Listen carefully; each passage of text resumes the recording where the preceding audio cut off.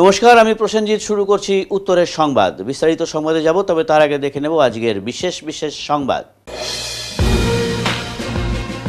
সিম card জালিয়াতির বিরুদ্ধে অভিযানে উদ্ধার অসংখ্য সিম কার্ড, পিওএস মেশিন এবং বায়োমেট্রিক ডিভাইস। ভ্রাম্যমাণ সিম বিক্রেতাদের বিরুদ্ধে পুলিশি পদক্ষেপ, গ্রেফতার ৩। ঘনবসতি ও পরিকল্পনাহীন বসবাসের জন্য আগুন নেভাতে হিমশিম খেল দমকল কর্মীরা। স্থানীয় মানুষজন এবং ছাত্রছাত্রীদের সহায়তায় আগুন আয়ত্তে আসলেও ভয়াবহ অগ্নিকাণ্ড ফাটাপুকুরের ইরানি বস্তিতে।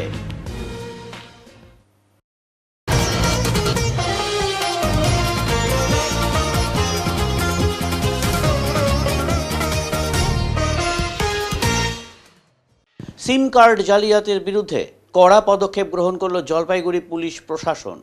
জলপাইগুড়ি জেলা পুলিশের বিশেষ অভিযানে জালিয়াতির মাধ্যমে সিম কার্ড ইস্যুর বিরুদ্ধে কড়া ব্যবস্থা গ্রহণ করা হলো। জেলার বিভিন্ন জায়গায় অভিযান চালিয়ে এমন ৩ জন অভিযুক্তকে গ্রেপ্তার করা হয়েছে।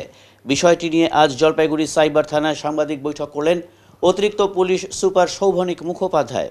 এদিনই ধৃতদের আদালতে তুলে নিজেদের হেফাজতে নিচ্ছে পুলিশ।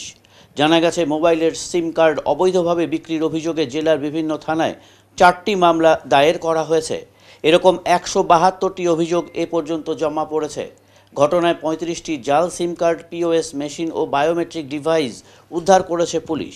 তদন্তে নেমে সাইবার থানার পুলিশ দেখতে পায় বায়োমেট্রিক ও আধার কার্ডের মাধ্যমে অভিযুক্ত বিক্রেতারা একই ব্যক্তির একাধিক সিম কার্ড অ্যাক্টিভেট করে তা অবৈধভাবে বিভিন্ন জনের কাছে বিক্রি করেছে। আর সেই সব সিম কার্ড ব্যবহার করে একাধিক জালিয়াতির ঘটনা ঘটছে। মূলত এই সব জালিয়াতি ব্যাংক ও সাইবারের মতো অপরাধের সাথে যুক্ত। অর্থাৎ অসাধু চক্রীরা এভাবে বহু মানুষকে বিপদে ফেলছেন। এমন মারাত্মক অভিযোগ সামনে আসতেই অভিযান শুরু করে পুলিশ। ভ্রাম্যমাণ এমন কিছু মোবাইল সিম বিক্রেতাদের বিরুদ্ধে অভিযান চালায় জেলা পুলিশ। অভিযানে মালবাজার, বেটেলি ও নাগরাকাটা থেকে 3 জন ব্যক্তিকে গ্রেপ্তার করা হয়। অতিরিক্ত পুলিশ সুপার বলেন, এই সিমগুলি অনেক সময় কলকাতার বিভিন্ন কল সেন্টারে ব্যবহার হতো ব্যাংক জালিয়াতির কাজে। এর মধ্যে মালবাজার থানা এলাকায় সবথেকে বেশি জাল সিম কার্ড ইস্যু করা হয়েছে। অভিযানে অর্ণব দত্ত নামে ক্ষুদিরাম পল্লীর এক বাসিন্দাকে গ্রেপ্তার করা হয়। এছাড়াও মেটেলি থানা এলাকার নরেন্দ্র ঠাকুর, নাগরাকাটার সুনীল প্রসাদকে গ্রেপ্তার করা হয়েছে বলে জানান তিনি। ধৃতদের নিজেদের হেফাজতে নিয়ে এই ঘটনায় আরও কারা জড়িত রয়েছে তা খতিয়ে দেখছে পুলিশ। উল্লেখ্য, কোনো ভ্রাম্যমাণ গাড়ি বা টোটো থেকে মোবাইল সিম না কিনে সুনির্দিষ্ট স্থায়ী দোকান থেকেই সিম কার্ড কেনা উচিত বলে পুলিশের তরফে জানানো হয়েছে। বায়োমেট্রিক কখনোই একাধিক বায়োমেট্রিক স্ক্যান বা আঙুলের ছাপ দেবেন না। যখন হচ্ছে না আপনার সামনে নিতে বলবেন, ওই পাশে নয় যে আপনি একটা পস মেশিন ধরে রেখেছেন, এই আপনার হচ্ছে না, আপনার সামনে নিয়ে এসে বায়োমেট্রিক স্ক্যান দিন। যে আপনাকে যে মেসেজ পাঠাচ্ছে, তাহলে যখনই আপনার বায়োমেট্রিক স্ক্যান হবে না, ও কিন্তু ওই যে মেশিনে বা মোবাইলে যেখান থেকে অ্যাক্টিভ হয় সেখানে মেসেজ দেবে যে এটা হচ্ছে না, কিন্তু ওইটা আমি সামনে দেখতে চাই, তারপরে আমি বায়োমেট্রিক স্ক্যান দেবো। নিজের ব্যক্তিগত নথি যেগুলো আমরা দিই যে কোনো সিম কার্ড করতে, সেখানে সই করে দেব, অন্য কারোর হাতে দেব না। এবং সবথেকে বড় কথা হচ্ছে, কেউ ঘুরে বেড়াচ্ছে সিম কার্ড দিচ্ছে এরকম নয়। যেখানে অনুমোদিত দোকান আছে এবং যেখানে আমাদের যারা আমরা কোম্পানির নাম নিচ্ছি না, তাদের নানা রকম ডিস্ট্রিবিউটারের দোকান আছে, সেখান থেকেই সিম কার্ড নেওয়া উচিত। এবং প্রত্যেকটা যে কোনো নথি যেটা জেরক্স করে দেবেন, সেটা অবশ্যই সাইন করে দেবেন। আর আরও একটা আছে, আপনারা অবশ্যই আপনাদের মোবাইলে এম আধার অ্যাপ ডাউনলোড করুন। এম আধার অ্যাপ ডাউনলোড করে আধার বায়োমেট্রিক লক করে রাখুন। না হলে এই রকমভাবে বায়োমেট্রিক যদি আপনারা দিতে থাকেন, এরপর আর ওটিপিও আসবে না। আপনাদের যে অ্যাকাউন্ট আছে, অ্যাকাউন্ট থেকে আপনাকে না জানিয়ে আপনারা নিশ্চয়ই খবরে শুনেছেন যে অনেকেই আছে যে ওটিপি আসেনি, কিছু আসেনি, কিন্তু আমার অ্যাকাউন্ট থেকে পয়সা চলে গেছে। সেগুলো হচ্ছে বায়োমেট্রিক লক যদি আপনি না করে রাখেন। এম আধার অ্যাপ, যে কোনো অ্যান্ড্রয়েড অ্যাপে এম আধার অ্যাপ আছে, সেটাকে ডাউনলোড করে সেটার যে যে স্টেপ আছে সেগুলোকে পরপর গিয়ে আপনি আপনার বায়োমেট্রিক লক করে রাখুন। সেটা দেখবেন যখনই আপনি বায়োমেট্রিক লক করে দেবেন, আপনি নিজেই ওই গিয়ে কোথাও বায়োমেট্রিক ইউজ করতে যাবেন, দেখা যাবে যে আপনার আধার বায়োমেট্রিক লকড আছে।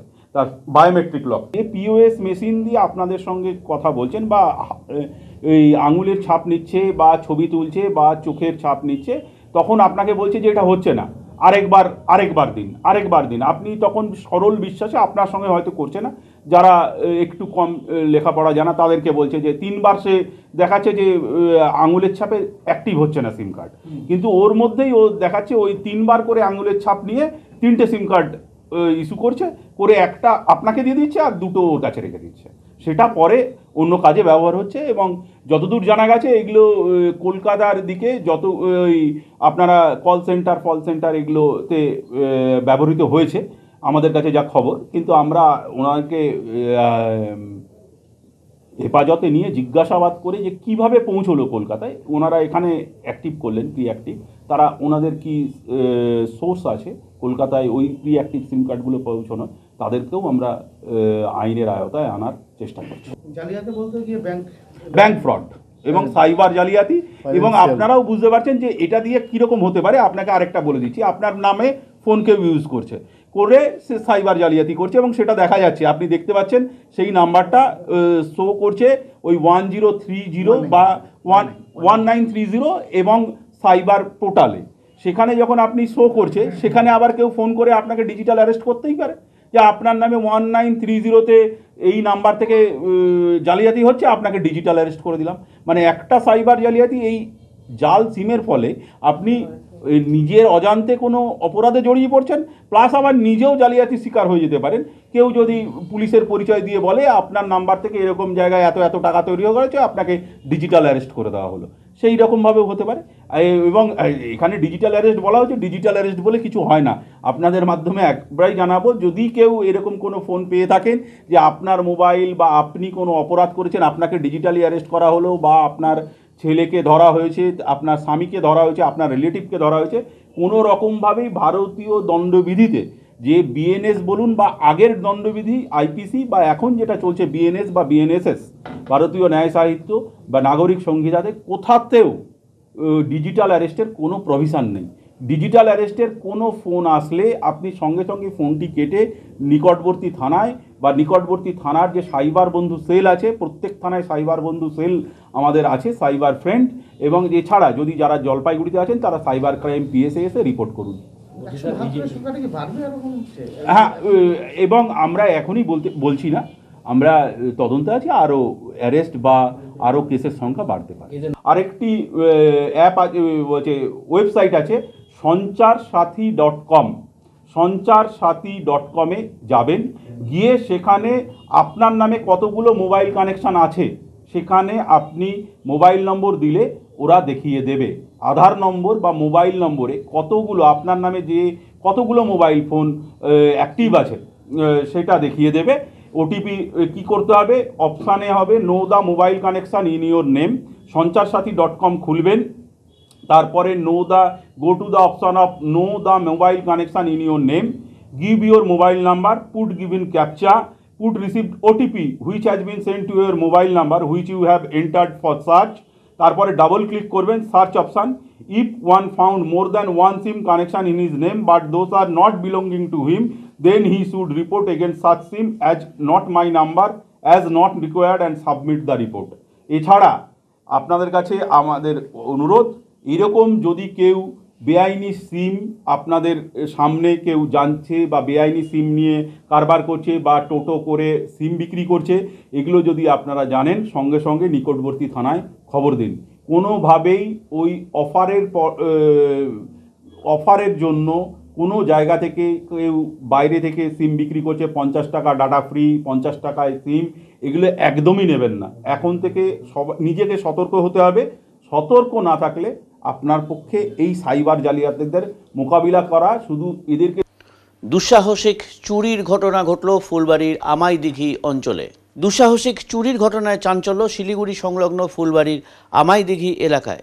আলমারির লকার ভেঙে প্রায় 4 লক্ষ টাকার নগদ সহ কয়েক লক্ষ টাকার স্বর্ণালংকার ও মোবাইল নিয়ে চম্পট দিয়েছে চোর। শনিবার গভীর রাতে ঘটনাটি ঘটেছে শিলিগুড়ি সংলগ্ন ফুলবাড়ির আমাইদিঘি এলাকার বাসিন্দা তারিকুল ইসলাম ওরফে মিন্টুর বাড়িতে।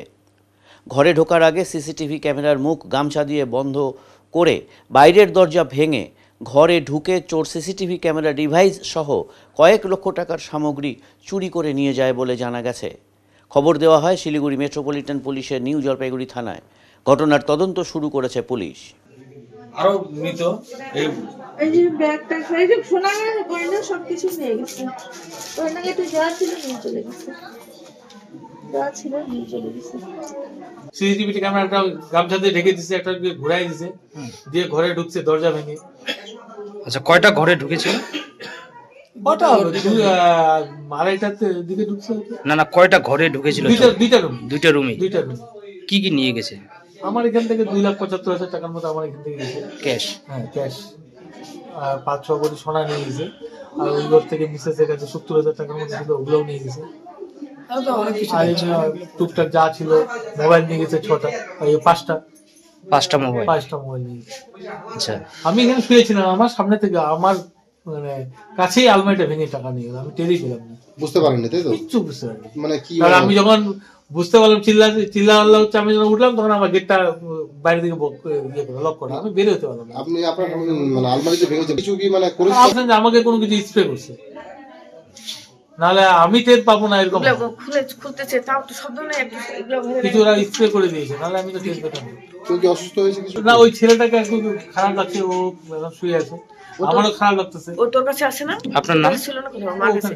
আমার নাম তারিকুল ইসলাম মিন্টু। চুরি যাওয়ার দুদিনের মধ্যে স্কুটি ফেরত পেলেন মালিক। শিলিগুড়ি মেট্রোপলিটন পুলিশের প্রশংসনীয় পদক্ষেপ। শিলিগুড়ি মিলনপল্লীর বাসিন্দা সতপাল জিন্দাল গত 20 তারিখ সকাল 11টা নাগাদ তার স্কুটিটি স্টেশন ফিডার রোডে পার্ক করে বাজারে গিয়েছিলেন। আধ ঘন্টা পর বাজার করে পার্কিং লটে এসে দেখেন তার স্কুটিটি উধাও।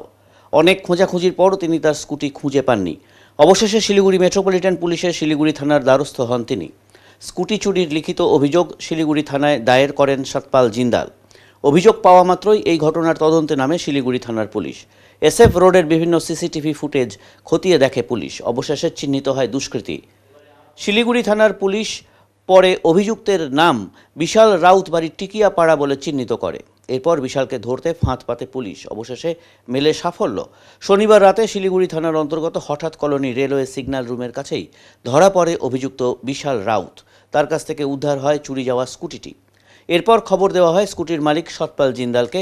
তিনি শিলিগুড়ি থানায় এসে তার স্কুটিটি পুলিশের কাছ থেকে নিয়ে নেন। পুলিশের প্রশংসায় পঞ্চমুখ সতপাল জিন্দাল। অপরদিকে ধৃত বিশাল রাউতকে রবিবার শিলিগুড়ি আদালতে পেশ করে শিলিগুড়ি থানার পুলিশ। পার্ক করেছিলেন দাদা আপনার SF রোড প্রাইমারি স্কুলের এখানে। আমি এই আধা ঘন্টা 1 ঘন্টার জন্য একটু বাজারে করে আসছি, দেখি যে আমি এখানে স্কুটি আর নাই। আমি পুরো খুঁজলাম, খুঁজে আসি দেখলে নাই। তারপরে আমি শিলিগুড়ি থানায় এসে আমি সাদা পোশাক পুলিশকে এখানে জানালাম যে আমার এরকম ঘটনা, স্কুটিটা চুরি হয়েছে। তখন ওনারা বললো ঠিক আছে, আমরা দেখছি, আপনি আপনার কাগজটা আমাকে দিয়ে যান, ইউটিউবের জেরক্স দিয়ে গেলাম আমি। তারপর উদ্ধার কবে হলো? উদ্ধার কালকে আমার খবর আসছে যে হ্যাঁ আপনার গাড়ি উদ্ধার হয়ে গেছে। কতটা ভালো লাগছে গাড়িটা পেয়ে? হ্যাঁ, খুব ভালো লাগছে আমার। সেই সাদা পোশাক পুলিশে ধন্যবাদ জানাই আমি।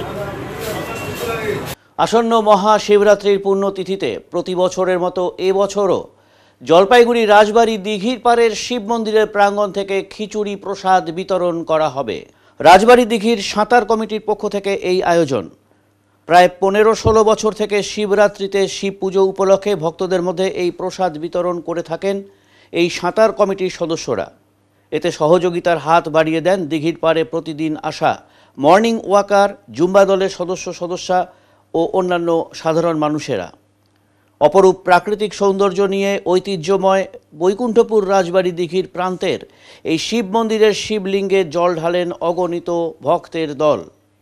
শিব চতুর্দশীর পূর্ণ লগ্নে অসংখ্য ভক্তদের সমাগম ঘটে এই দিঘির পাড়ে। আগামী 26শে ফেব্রুয়ারি বুধবার সকালে সাঁতার কমিটির পক্ষ থেকে জলপাইগুড়ির জনগণকে আমন্ত্রণ জানানো হলো খিচুড়ি প্রসাদ গ্রহণ করার জন্য উত্তরের মন চ্যানেলের মাধ্যমে। আমরা এখানে জলপাইগুড়ির রাজবাড়ি যে শিব মন্দির আছে, সেই শিব মন্দিরের পুকুর ঘাটে আমরা একটা সাঁতার কমিটি বিগত 17-18 বছর ধরে আমরা এই শিবরাত্রির দিনটাকে আমরা সাঁতার কমিটির পক্ষ থেকে উদযাপন করে থাকি এবং সেটাকে কেন্দ্র করে আমরা শিবের মাথায় যেদিন জল ঢালে পুণ্যার্থীরা, তাদেরকে একটু প্রসাদ বিতরণ করি। এই বছর কত তারিখে হচ্ছে?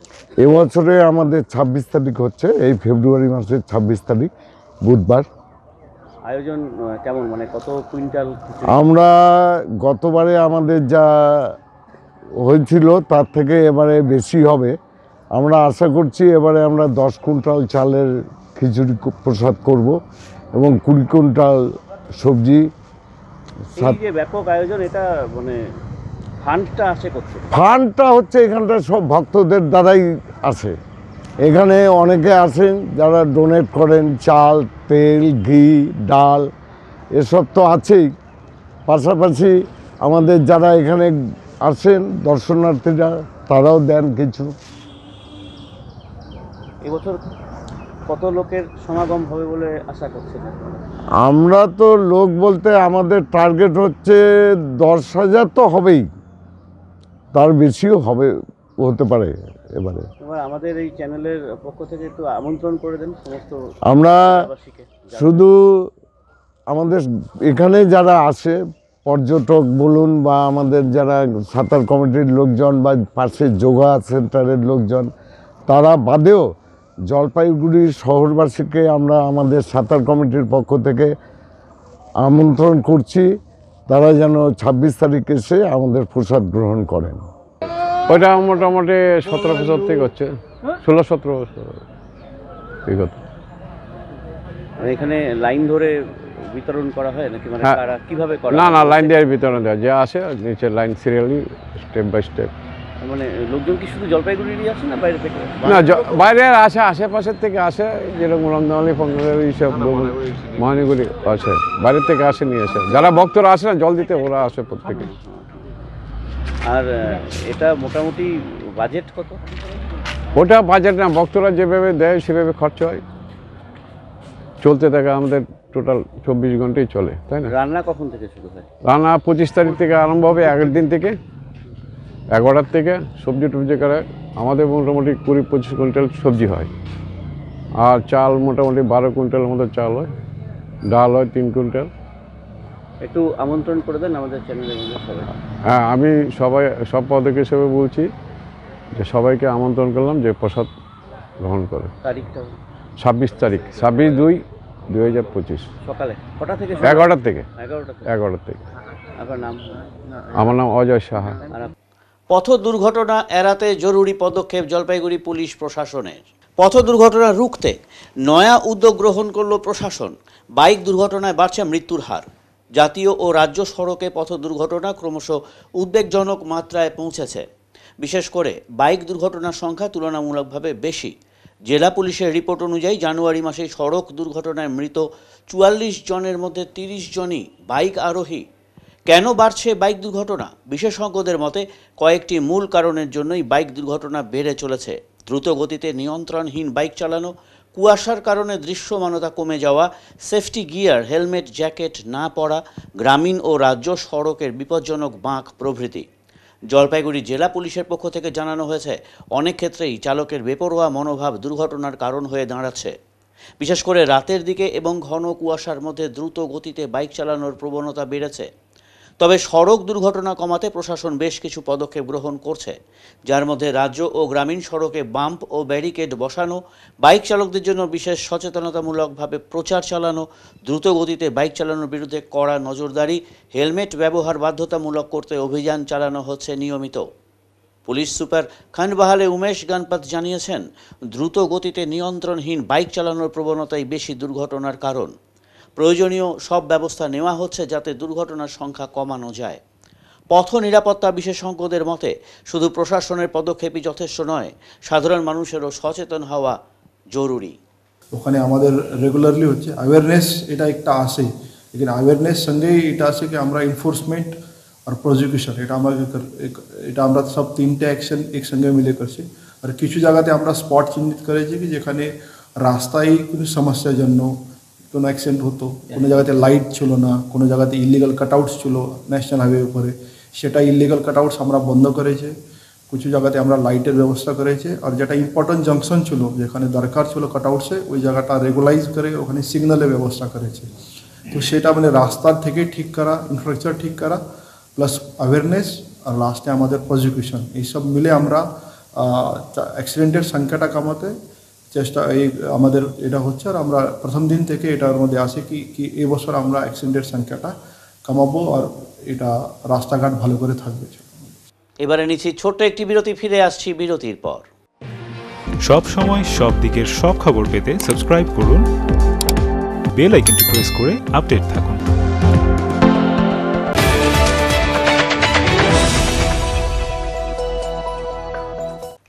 এবারে একটি নিরুদ্দেশ সংক্রান্ত ঘোষণা। ছবিটি বৃষ্টিধর বড়ুয়ার। পরিবার সূত্রে দাবি বাড়ি থেকে নিখোঁজ হয়েছেন বৃষ্টিধর বড়ুয়া। বাবার নাম কনু বড়ুয়া। গত 7ই মার্চ বাড়ি থেকে বের হয়ে নিখোঁজ হন। বয়স 27 বছর। গায়ের রং শ্যামবর্ণ, উচ্চতা 5 ফুট 4 ইঞ্চি। নিখোঁজ হওয়ার সময় পরনে ছিল নীল সাদা চেক শার্ট ও নীল রঙের জিন্সের প্যান্ট। কোনো সহৃদয় ব্যক্তি তার সন্ধান পেয়ে থাকলে এই নম্বরে যোগাযোগ করুন 9476364764 ও 9002213838। আবারও বলছি, নাম বৃষ্টিধর বড়ুয়া, বাবার নাম কনু বড়ুয়া, বয়স 27 বছর, ঠিকানা বড়ুয়াপাড়া চাউলহাটি, গ্রাম পঞ্চায়েত কুকুরজান, থানা রাজগঞ্জ, জেলা জলপাইগুড়ি। উচ্চতা 5 ফুট 4 ইঞ্চি। গায়ের রং শ্যামবর্ণ। যোগাযোগের নাম্বার 9476364764 এবং 9002213838। আপনি কি ব্যবসা করতে চান? Jalpaiguri new Hindustan soap and chemicals এর সঙ্গে লাভজনক ব্যবসার রয়েছে সুবর্ণ সুযোগ। 75 বছরের ঐতিহ্যবাহী মানসম্পন্ন লন্ড্রি সাবান, হ্যান্ডমেড, মেশিন মেড সাবান ও ডিটারজেন্ট পাউডার নিয়ে আমরা খুঁজছি নতুন ডিস্ট্রিবিউটর। তেল ভিত্তিক সাবান, নিরাপদ, কার্যকর, জামাকাপড় থাকে নতুনের মতো। লাভজনক এই ব্যবসার সুযোগ হাতছাড়া করবেন না। আজই যোগাযোগ করুন নয়াবস্তিপাড়া, নিবেদিতা সরণি, জলপাইগুড়ি। যোগাযোগ নম্বর 9647800291 অথবা 9819680057।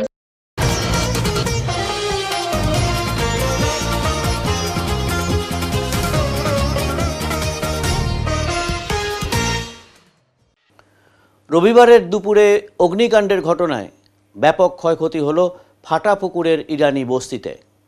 ঘটনায় 2 থেকে 3টি ঘর সম্পূর্ণ ভস্মীভূত হয়ে গিয়েছে বলে প্রাথমিকভাবে অনুমান করা হচ্ছে। তবে কী কারণে এই অগ্নিকাণ্ডের ঘটনা ঘটল তা স্পষ্ট এখনও জানা যায়নি। বস্তিতে প্রবেশের তেমন রাস্তা না থাকায় দমকলকে যথেষ্ট বেগ পেতে হয় এদিন। তবে স্থানীয়রাই আগুন নেভানোর প্রাথমিক কাজে হাত লাগান। উল্লেখ্য, দীর্ঘদিন ধরেই এই বস্তির মধ্যে রাস্তার দাবি উঠেছিল, কিন্তু সেই দাবি পূরণ হয়নি বলে অভিযোগ। রাজগঞ্জ ব্লকের পানিকৌড়ি গ্রাম পঞ্চায়েতের ঢিলছোঁড়া দূরত্বে এই ইরানি বস্তি। অন্তত 200-র বেশি মানুষ এই বস্তিতে বসবাস করে থাকেন। তবে বস্তির মধ্যে যাতায়াতের কোনো রাস্তা নেই। বারবার গ্রাম পঞ্চায়েত কর্তৃপক্ষ থেকে শুরু করে স্থানীয় পঞ্চায়েত সদস্যকে জানানো হলেও সমস্যার কোনো সমাধান হয়নি বলে অভিযোগ। এরই মধ্যে আজ আচমকাই আগুন লাগে এই বস্তিতে। দাউ দাউ করে আগুন জ্বলতে শুরু করে। তড়িঘড়ি খবর দেওয়া হয় জলপাইগুড়ি দমকল কেন্দ্রে। খবর পেয়ে ঘটনাস্থলে ছুটে আসেন দমকল কর্মীরা 2টি ইঞ্জিন নিয়ে, কিন্তু রাস্তা কোথায়? অবশেষে বস্তির একাধিক মানুষের বাড়ি ঘর বেয়ে টিন খুলে বস্তির ভিতরে প্রবেশ করেন দমকল কর্মীরা, কিন্তু ততক্ষণে ঘর বাড়ি পুড়ে গেছে। যদিও স্থানীয় বাসিন্দারা এবং সেই সময় কাকতালীয়ভাবে সমীক্ষা করতে আসা সূর্যসেন কলেজের ছাত্রছাত্রীরা আগুন নেভানোর কাজে সাহায্য করেন। বস্তির ভিতরে রাস্তা না থাকায় আগুন নেভানোর কাজে সমস্যায় পড়তে হয়েছে দমকল কর্মীদের। অন্যদিকে সূর্যসেন কলেজ থেকে আসা এক শিক্ষিকাও এই ঘটনা দেখে রাস্তার দাবি বক্তব্য রাখেন। তখন আমি সমস্ত এরা বাড়ি বাড়ি চলে গেছিল সার্ভের জন্য, তো আমি আবার ডেকে নিয়ে আসলাম। তখন স্টুডেন্টরা ওখানে গিয়ে আগুন জ্বলছিল, আমরা ছেলেমেয়েরা আগুন বোঝানোর জন্য অনেক হেল্প করেছে। জল টেনে কুয়া থেকে জল টেনে ঢালা। কি ক্ষতিগ্রস্ত কি দেখতে পেলেন, কি বুঝতে পারলেন? ওখানে তো 3টে বাড়ি পুরোপুরি জ্বলে গেছে দেখলাম। তো যখন আমরা আসলাম 2টো বাড়ি জ্বলেছিল, তারপরে আরেকটা জ্বলতে শুরু করলো। তো তখন আগুন দিয়ে ফায়ার ব্রিগেড কতক্ষণ এসে পৌঁছেছিল? হ্যাঁ, ফায়ার ব্রিগেড তো অনেকক্ষণ, আমাদের তো প্রায় শেষই হয়ে গেছিল আগুন বোঝানো। একটু একটু জ্বলছিল, তখন আবার ফায়ার ব্রিগেড এসে পুরো। বলছিলেন এই এলাকাতে দেখলেন অনেক বাড়ি ঘর, এরকম রাস্তা আছে, আজকে ফায়ার ব্রিগেডরা এরকম সমস্যার মধ্যে পড়েছে তারা আসার সময়। কী বলবেন বিষয়টা? এখানে এত মানুষের বসবাস, এখানে কি কোথাও আগুনের কিছু প্রয়োজন ছিল বা ফায়ার ব্রিগেডের বা কিছু আগুন? ফায়ার ব্রিগেডও প্রথমে আমি দেখলাম যে ঢুকবে কোথায় থেকে, জায়গা নেই। তো মেন রোডে দাঁড়াতে হলো ফায়ার ব্রিগেডকে। এবার লম্বা পাইপের ব্যবস্থা। এখন বাড়ি যখন বানায় মানুষরা ভালো ডিস্টেন্স রেখে যদি বাড়িটা বানানো হয়, তখন এই যে ফায়ার ব্রিগেডের জন্য সুবিধা হয়। মেনলি এটাই, আগুন লাগবে যখন গাড়ি যেন ঢুকতে পারে, সেভাবে তো ঘর নেই, একদম গলি গলি আছে, তো মানুষ গাড়িদের অসুবিধা হবে। রাস্তার কারণে ফায়ার ব্রিগেডের একটু অসুবিধা হয়েছিল। আপনি সার্ভে করলেন এটুকু জায়গাতে কিরকম লোকের সংখ্যা কিরকম দেখতে পারলেন? লোকের সংখ্যা আছে প্রায়, এখানে আমরা যেখানে করবো প্রায় 600 বলেছিল। আমরা পঞ্চায়েতের সাথে যে কথা বললাম যে আমরা যে এলাকাতে করছি 600 লোক মানে ভোটার। এই আগুনে কারো ক্ষয়ক্ষতি আমি যেটা দেখতে পারলাম, উপর থেকে আলমারি একটা পড়ে আছে, জ্বলে গেছে ওইটুকুনি। বাইক জ্বলছে, বাইকও জ্বলেছে ওখানে, সেটা বাইকটা আমি দেখতে পাইনি, কিন্তু আমি বাড়িটা পুরোটা বাড়ির সামান তো পুরোপুরি জ্বলে গেছে, বাড়ির তো পুরোপুরি, আর আলমারি একটা দেখতে পাচ্ছি না, জিনিস তো পুরো জ্বলে গিয়ে নিচে। আর উপর থেকে মানুষটা পাথরও ফেলছিল যাতে ওই যে টিনগুলো শুয়ে পড়ে, তাহলে আগুনটা নিভে যাবে। বালি দেওয়ার চেষ্টা করা হয়েছিল কিন্তু বালিতে হয়নি। আপাতত পেলাম 2টা বাড়ি। আমাদের কাছে খবর গেল এরকম একটা আগুন লাগছে ফাটাপুকুর বস্তির ভিতরে। গাড়ি নিয়ে আসলাম, গাড়ি ঢোকানোর রাস্তা পাচ্ছিলাম, তো বাম সাইডে অনেকটা দূরে গাড়িটা রাখতে হলো। তারপরে আমাদের 14টা হোস পুকুর করে জল দিতে হলো, রাস্তা নেই। দুই পাশে কী বলবো, টিন খুলে তারপরে আসতে হচ্ছে। রাস্তা না থাকার জন্যই মানে আরো বেশি সমস্যা, রাখার জন্য আর একটু মানে অনেক গলির ভিতরে বাড়িতে একদম পুরো পুরোপুরি। কি কারণে আগুন লাগছে বলে কিছু সেটা তো এখন বলা যাবে না। কিছু মনে না। আপনার নাম? আমার নাম হচ্ছে Rameshwar Pandey, station officer, Jalpaiguri fire station. এখানে কি যে হয়েছে জানি না ব্যাপারে, হ্যাঁ সেটা আগুন দেখলাম চিল্লাচ্ছে, মেয়ে একটা আগুন লাগে, আর তখন দেখছি পুরো লাম পুড়ে গেছে, একটা বাড়ি পুড়তেছিল, তারপরে অন্য বাড়ি ধরে নিল, তখন আমার বাড়ি থেকে জল নেওয়া শুরু করছে লোকগুলো, আমরা উপরে গিয়েছি জল মারতে, অনেকক্ষণ চেষ্টা করলাম, তারপরে নিবল। লাগছে কী করে সেটা আমি জানি না, ওরা পূজা করছে না কী দিয়ে লাগছে সেটা জানি না আমি, এখন কী যে জ্বলছে না জ্বলছে সেটা আমি জানি না। আপনাদের ভেতরে এত বাড়ি আছে, এখানে রাস্তাঘাট নেই, ঠিকঠাক করে যাওয়ার মতো নেই, একটা আগুনের মতো এরকম পরিস্থিতি করলে যে কারো একটা দুর্ঘটনা ঘটতে পারে। সেটা আমরাও বলি পঞ্চায়েতকে, আমাদের একটা রাস্তা করে দাও। হ্যাঁ, অনেকদিন ধরে বলা হচ্ছে, একটা ড্রেনের কথা বলা হয়েছিল, তাও একটা খালি ড্রেন করে দিয়েছে, ছোটোখাটো একটা ড্রেন করে দেয়, তাও ড্রেনেরও সমস্যা, জাম হয়ে যায়, ছোটো ড্রেন করছে। রাস্তার কথা অনেক বার বলছে, রাস্তা করে না। আপনাদের এই বস্তিতে কিরকম মানুষ বসবাস করে? এইখানে তো ভালোই বসবাস করে অনেক দিন ধরে। হ্যাঁ, তাও তো পঞ্চায়েতকে বলা হয়েছে যতটুকু জায়গা লাগবে তোমাদের রাস্তার জন্য দিয়ে দিবে, তোমরা একটা রাস্তা করো। এদিকে কোনোদিন সাহায্য কেউ, যত পঞ্চায়েত আছে কোনোদিন হেল্প করে না, সাহায্য করে না। কি মনে এখানে যে একটা ফায়ার ব্রিগেড হওয়ার কথা ছিল, ফায়ার ব্রিগেডটা হলে কি আরো সুবিধা হতো, মানে আগুনটা তাড়াতাড়ি শেষ হয়ে যেত, তাহলে অতটা নিত্য। আপনারা কি চাচ্ছেন, একটা ফায়ার ব্রিগেড হোক? হ্যাঁ, ফায়ার ব্রিগেড হোক। কি বলবেন প্রশাসনের কাছে ফায়ার ব্রিগেড নিয়ে? হ্যাঁ, এটা লাগে, প্রশাসনদেরকে বলা উচিত, করা উচিত। আমার নাম বিরজু। এটা কোন জায়গা? এটা ফাটাপুকুর, ঝাঞ্জিপাড়া বস্তি। এবছরের উচ্চ মাধ্যমিক পরীক্ষা শুরু হচ্ছে মার্চ মাসের 3 তারিখ, চলবে 18 তারিখ পর্যন্ত। ইতিমধ্যে জেলার সমস্ত ক্ষেত্রে সমস্ত পরীক্ষা কেন্দ্রগুলিতে প্রস্তুতি তুঙ্গে, জানালেন joint convener HS Bhairab Barman. আজ এই তথ্য জানিয়ে তিনি বলেন, মাধ্যমিক পরীক্ষার মতোই বনবস্তি ও চা বাগান এলাকায় পরীক্ষার্থীদের জন্য বিশেষ ব্যবস্থা রাখা হয়েছে জেলা প্রশাসনের পক্ষ থেকে। তাদের জন্য পর্যাপ্ত যানবাহনের ব্যবস্থা থাকছে। বন দপ্তরের পক্ষ থেকেও একাধিক উদ্যোগ গ্রহণ করা হবে। জঙ্গল এলাকাগুলিতে পরীক্ষার্থীদের বাড়ি থেকে পরীক্ষা কেন্দ্রে পৌঁছানো এবং আসার ব্যবস্থাও করা হচ্ছে বনকর্মীদের পক্ষ থেকে। মোট 74টি পরীক্ষা কেন্দ্রের মধ্যে মেইন ভেন্যুর সংখ্যা 17টি। জেলায় এবার মোট পরীক্ষার্থীর সংখ্যা 15,000। মাধ্যমিকের মতো এবারও ছাত্রীদের সংখ্যা বেশি রয়েছে।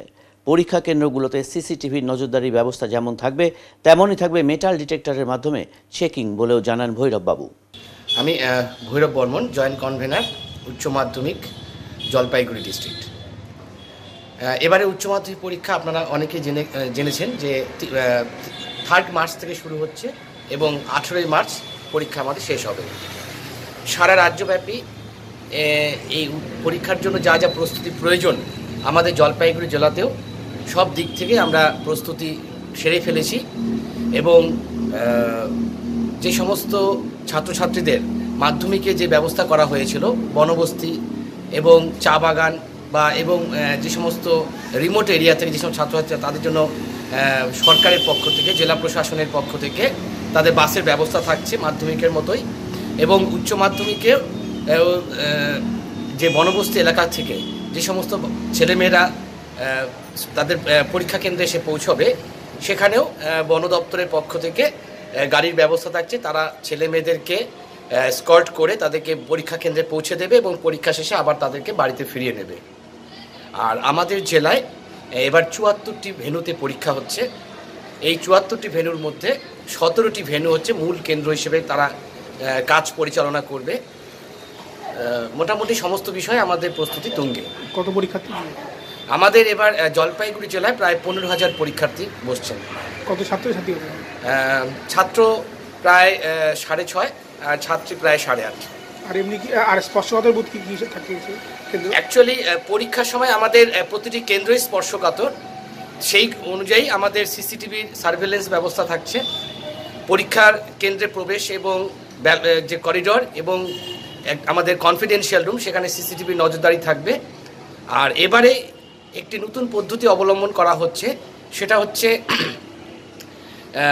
প্রতিটি পরীক্ষা কেন্দ্রে, মানে আমাদের জলপাইগুড়ি জেলার ৭৪টি পরীক্ষা কেন্দ্রেই মেটাল ডিটেক্টরের মাধ্যমে ছেলে মেয়েদেরকে ফ্রিস্কিং করা হবে। ফ্রিস্কিং আমাদের ছেলে ছাত্রদেরকে মেল টিচিং স্টাফরা করবে এবং মেয়ে ছাত্রছাত্রীদের ফিমেল টিচিং স্টাফরা করবে। পুলিশের থাকবে, সিভিকরা গেটের বাইরে থাকবেন এবং পুলিশ টহলদারি থাকবে মূল কেন্দ্রে, পুলিশ পিকেটিং থাকবে। আপনার নাম যদি বলেন। আমার নাম ভৈরব বর্মন, জয়েন্ট কনভেনার উচ্চ মাধ্যমিক এক্সাম জলপাইগুড়ি ডিস্ট্রিক্ট ২০২৫। সাফাই অভিযানে সামিল হলেন সন্ত নিরঙ্কারী মিশনের সদস্যরা।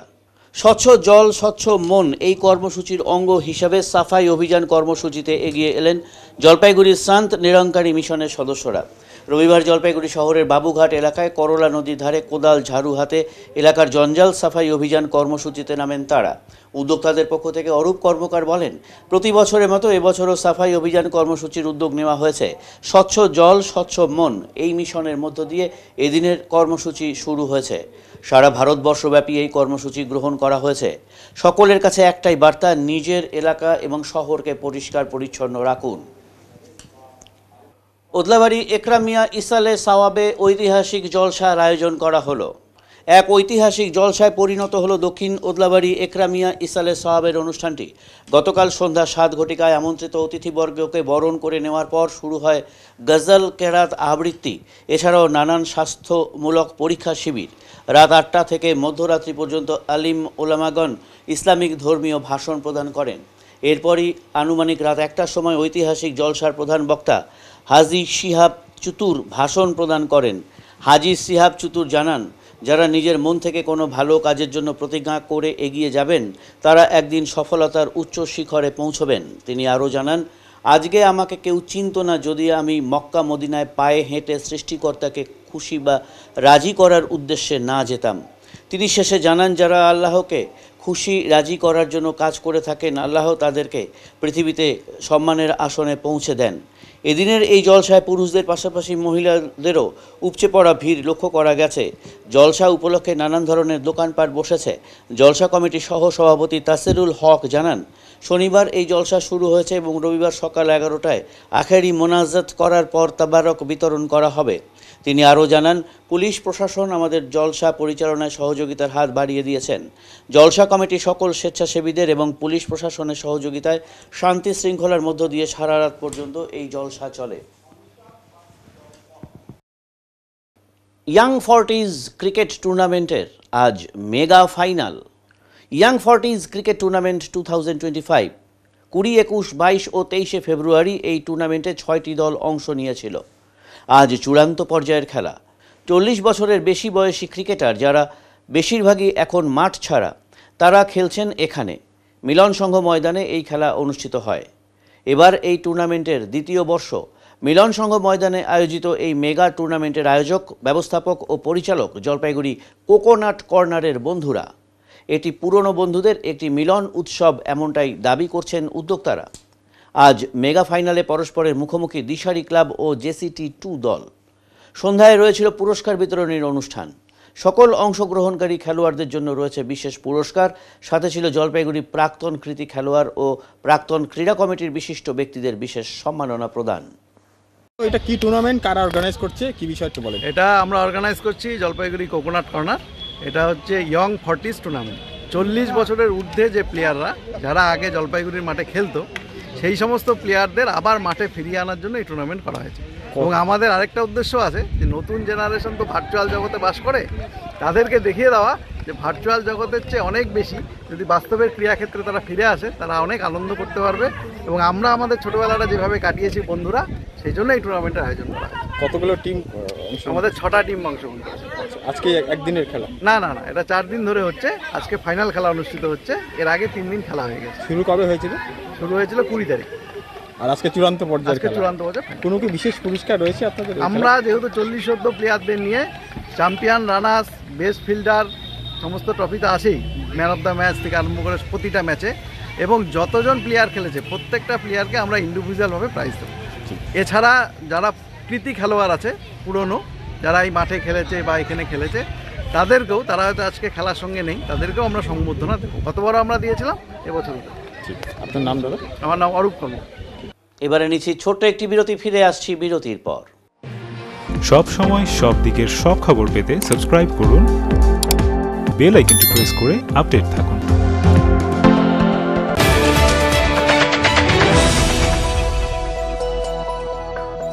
জলপাইগুড়ি শহরে মনোরম পরিবেশে বিশাল হল ঘর সঙ্গে লন সহ একাধিক সুবিধা নিয়ে হাজির জলপাইগুড়ি ক্লাব কোম্পানি। শহরের মধ্যেই বিয়ে, অন্নপ্রাশন, যে কোনো সামাজিক অনুষ্ঠানের জন্য এখানে স্বল্প মূল্যে ভাড়া নিতে পারেন।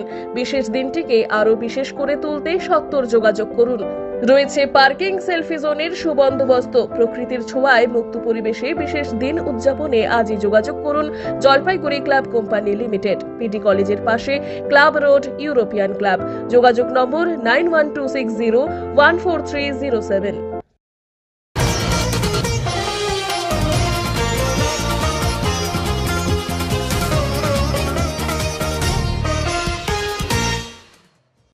বালি পাচারের অভিযোগে আটক করা হলো 3টি ট্রাক্টরকে।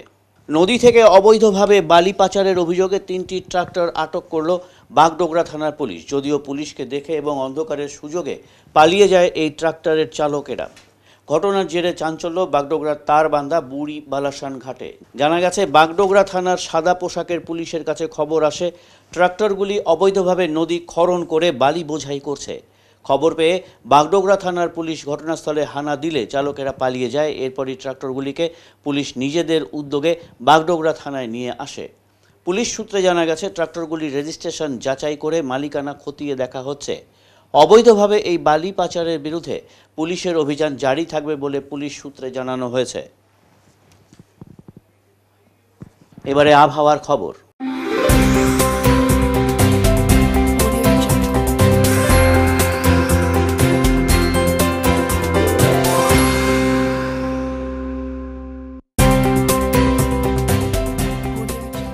কেন্দ্রীয় আবহাওয়া দপ্তরের জলপাইগুড়ি কেন্দ্র থেকে পাওয়া তথ্য অনুযায়ী রবিবার দিনের সর্বোচ্চ তাপমাত্রা ছিল 25.8 ডিগ্রি সেলসিয়াস ও সর্বনিম্ন তাপমাত্রা ছিল 16.3 ডিগ্রি সেলসিয়াস।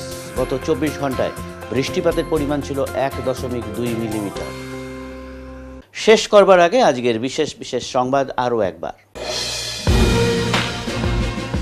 সিম কার্ড জালিয়াতির বিরুদ্ধে অভিযানে উদ্ধার অসংখ্য সিম কার্ড, পিওএস মেশিন এবং বায়োমেট্রিক ডিভাইস। ভ্রাম্যমাণ সিম বিক্রেতাদের বিরুদ্ধে পুলিশি পদক্ষেপ, গ্রেফতার 3। ঘনবসতি ও পরিকল্পনাহীন বসবাসের জন্য আগুন নেভাতে হিমশিম খেল দমকল কর্মীরা। স্থানীয় মানুষজন এবং ছাত্রছাত্রীদের সহায়তায় আগুন আয়ত্তে আসলেও ভয়াবহ অগ্নিকাণ্ড ফাটাপুকুরের ইরানি বস্তিতে। উত্তরের মন পরিবেশিত উত্তরের সংবাদ এখনকার মতন এই পর্যন্তই। নমস্কার।